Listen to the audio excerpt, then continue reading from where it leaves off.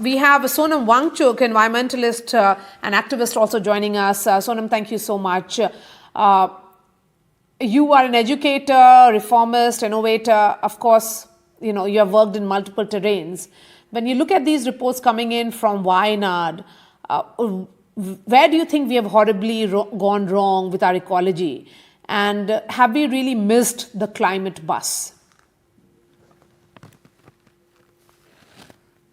Thank you very much. Yes, it saddens me every time I see these events in Wayanad or all over Himalayas. It has to do with two reasons, global and local.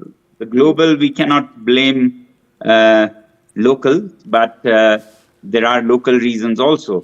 Of course, as climate change happens, global warming happens, the seas, the oceans, especially the Arabian Sea, heats up and moist air rises. And then as the Indian subcontinent heats up even more, each year it's the hottest.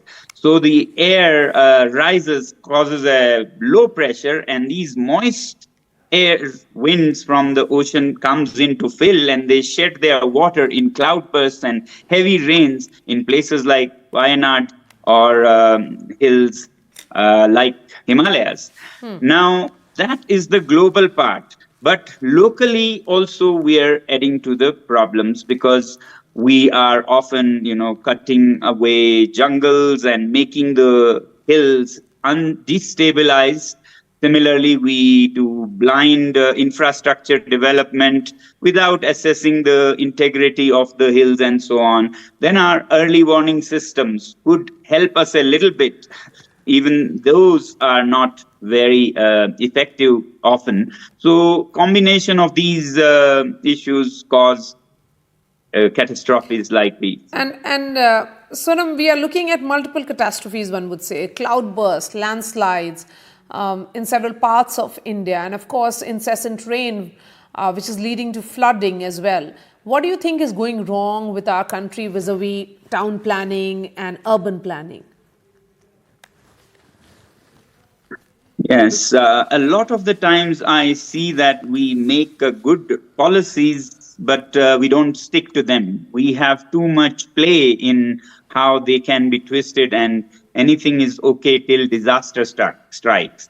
Whereas most countries are very strict, and they invite, anger when they implement policies from people, and thereby suffer less consequences when disaster strikes. Whereas here we are lenient when executing, and then we have to all regret. So one hand, we have to have stricter, norms. On the other hand, we have to understand our ecology better to form very good, sound policies. And then thirdly, of course, we have to, as everyone around the globe, have to look at our behavior change and lifestyle change, which is adding to all these problems. My last question to you. We at NDTV are running a campaign, Care for Kerala. Your thoughts on that? Would you like to make an appeal?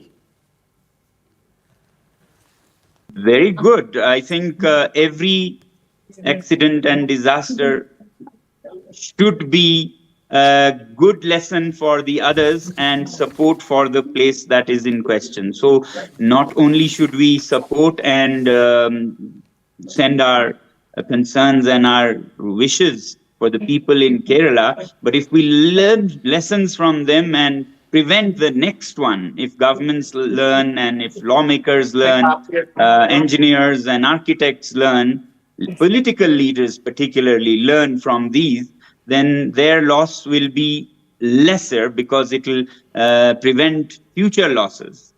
So I wish you the best with this, and it's a good step that you have taken. Thank you so much for joining us. Sonam Wangchuk, the environmentalist, sharing his thoughts on the Wayanad tragedy. With that, I've come to the end of this week's edition of The Big Fight. I'll be seeing you next week. Thanks so much for watching.